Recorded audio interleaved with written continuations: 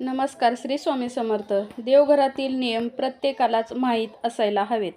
पूजाघर म्हणजे घरातील सर्वात महत्त्वाची जागा, घराच्या पवित्र राखणारी मंगल जागा.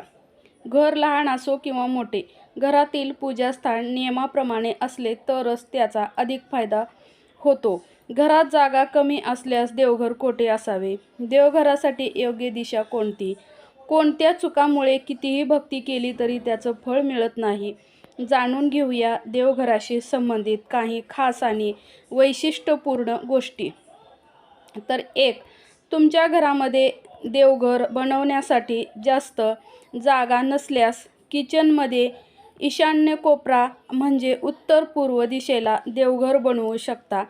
या दिशेला पूजा केल्याने देवी देवता लवकर प्रसन्न होतात. 2.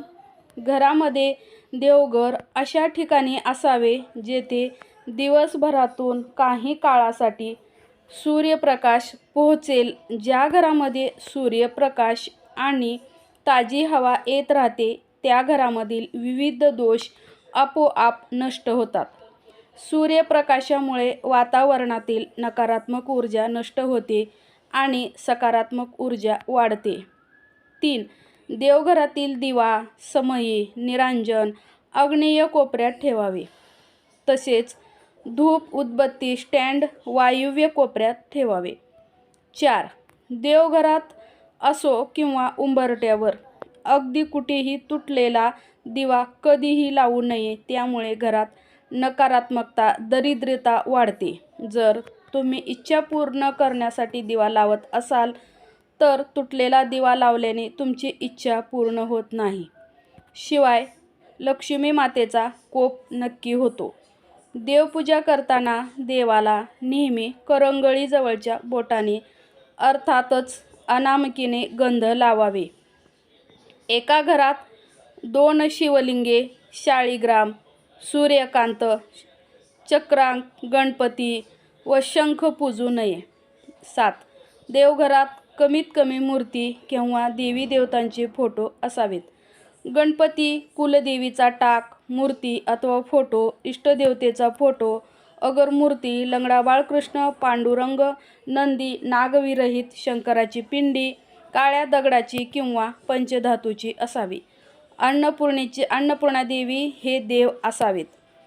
8. देवघरात देवी देवतांची मूर्ती आणि फोटोची तोंडे नेहमी पश्चिम दिशेला असावी. म्हणजे पूजा करणाऱ्या यजमानांचे तोंड पूर्वेस होईल अशा पद्धतीने मांडणी करावी.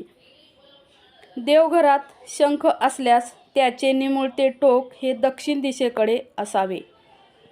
10. शास्त्रानुसार देवघरात शिवलिंग ठेवू नये. जर शिवलिंग असेल तर ते अंगठ्याच्या आकाराएवढे असावे.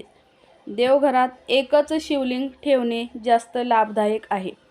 एकापेक्षा जास्त शिवलिंग देवघरात असणे शास्त्रात वर्ज्य सांगितले आहे. 11. इतर देवी देवतांच्या मूर्ती छोट्या आकाराच्या असाव्यात. जास्त मोठ्या मूर्ती मोठ्या मंदिरासाठी श्रेष्ठ असतात, परंतु घरातील मंदिरात छोट्या आकाराच्या मूर्ती श्रेष्ठ मानण्यात आल्या आहेत. 12. देव्हाऱ्यात देवांचा टाक असल्यास तो पंचधातूचा असावा. 13. घरातील देवघरात नेहमी महादेवाची पिंडी ठेवावी. फोटो घरात ठेवू नये. शिवाय महादेवाची पिंडी ही दगडी असेल तर अति उच्च आणि दगडी नसेल तर पितळेची ठेवली तरी सुद्धा चालेल. घरातील देव्हाऱ्यामध्ये शनीची मूर्ती किंवा शनीचं यंत्र याची पूजा स्त्रियांनी कधीही करू नये. मारुतीचा फोटो कधीही देवघरात ठेवू नये. देवघरात गायत्री देवीची पूजा करणे सुद्धा वर्ज्य आहे. देवघरात यंत्रे असल्यास ती कधीही उभी मांडू नयेत. नेहमी जमिनीशी समांतर मांडावीत. 18. वास्तुशास्त्रानुसार देवघरात कधीही भंगलेल्या, तुटलेल्या किंवा तडा गेलेल्या देवांचे फोटो किंवा मूर्तीची पूजा करू नये किंवा स्थापनसुद्धा करू नये, कारण ते अशुभ मानलं जातं. इतकंच नव्हे तर तडा गेलेल्या मूर्तीची पूजा केल्याने देवता नाराज होतात. 19. देवघरात एकाच देवतेचे एकापेक्षा अधिक मूर्ती किंवा फोटो नसावेत. देवपूजा 20. देवपूजा करताना आपण वापरत असलेले आसन आणि जपमाळ कधीही दुसऱ्यांना वापरण्यासाठी देऊ नये. नियम 21.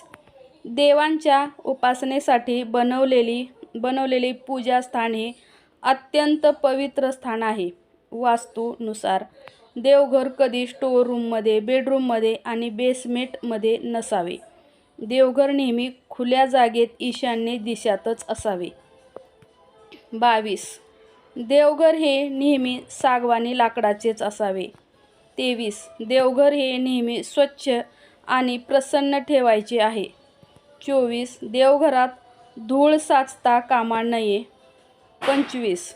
आपल्या घरातील देवघरात उजव्या सोंडेचा गणपती ठेवू नये, कारण उजव्या सोंडेच्या गणपतीचे शास्त्र खूप कठीण असते आणि त्याची पूजाही खूप कठीण असते. ते जर आपल्याकडून व्यवस्थित पाळले गेले नाही तर आपल्याला त्याचा दोष लागू शकतो. म्हणून आपल्याला देवघरात नेहमी डाव्या सोंडेचा गणपती ठेवायचा आहे. 26. भरपूर लोकांना गैरसमज आहेत की महादेवाची पिंडी ही तुळशीमध्ये असावी, पण महादेवाची पिंड ही तुळशीमध्ये नसावी, तर ती देवघरात असावी.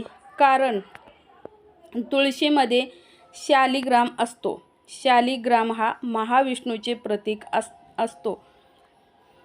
नियम क्रमांक 26. देवघरात महादेवाच्या पिंडीवर नाग नसावा. शिवाय महादेवाच्या पिंडीसोबत नंदीही नसावा. फक्त महादेवाची पिंड असावी. नंदी हा नेहमी मंदिराच्या बाहेर असतो, तो देवघरात नसावा. 27. शिवलिंग ठेवण्याची उत्तम दिशा उत्तर दिशा आहे. म्हणजेच शंकराच्या पिंडीचे निमुळते टोक उत्तरेकडे करून ठेवावे. नियम क्रमांक 28.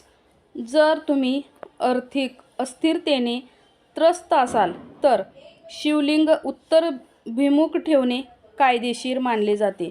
उत्तर दिशा ही भगवान शंकराची आवडती दिशा मानली जाते.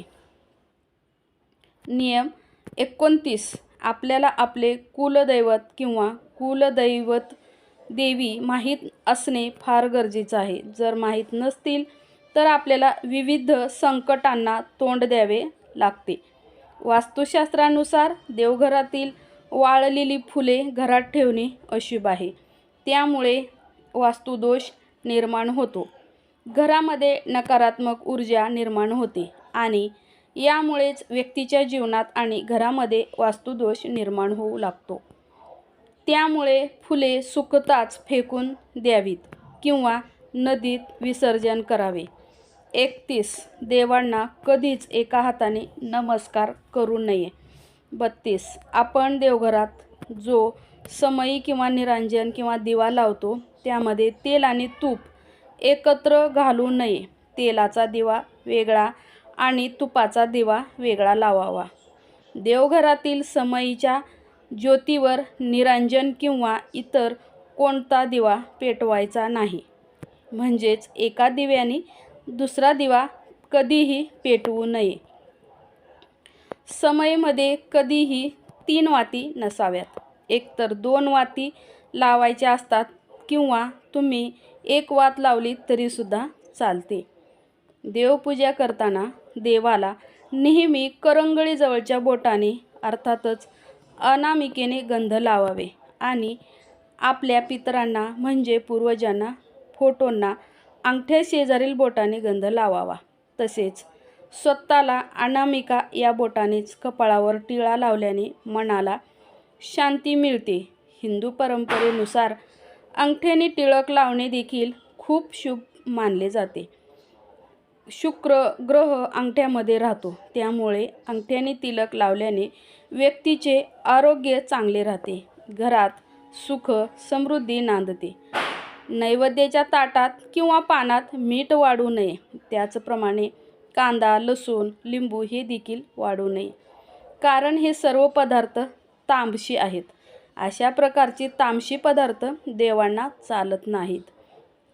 घरामध्ये ज्या ठिकाणी देवघर असेल तिथे चामड्यापासून तयार केलेल्या वस्तू, चप्पल, बूट घेऊन जाऊ नये. तसेच देवघर पूर्वजांचे फोटो लावू नये. तसेच पूर्वजांचे फोटो लावण्यासाठी दक्षिण दिशा ही योग्य दिशा आहे. वास्तुशास्त्रानुसार जर देवघरात तुपाचा दिवा लावला जात असेल तर तो देवाच्या उजव्या बाजूला ठेवावा. त्याचबरोबर तेलाचा दिवा देवाच्या डाव्या बाजूला ठेवणे शुभ मानले जाते. देवघरातील पाण्याचा कलश नेहमीच ताटलीमध्ये किंवा डिशमध्ये ठेवावा. तांदळाच्या राशीवर ठेवण्याचा सल्ला दिला जातो. वास्तुशास्त्रानुसार कलश जमिनीवर ठेवल्यास घरात वास्तुदोष होऊ शकतो. घरामध्ये दररोज सकाळी आणि संध्याकाळी पूजा करणे, दिवा लावणे आवश्यक आहे. पूजा करताना घंटीनाद अवश्य करावा. तसेच संपूर्ण घरात फिरून घंटानाद करावा. असे केल्याने घंटेच्या आवाजाने नकारात्मकता दूर होते आणि सकारात्मकता वाढते. श्री स्वामी समर्थ. व्हिडिओ आवडल्यास लाईक, शेअर, सबस्क्राईब नक्की करा.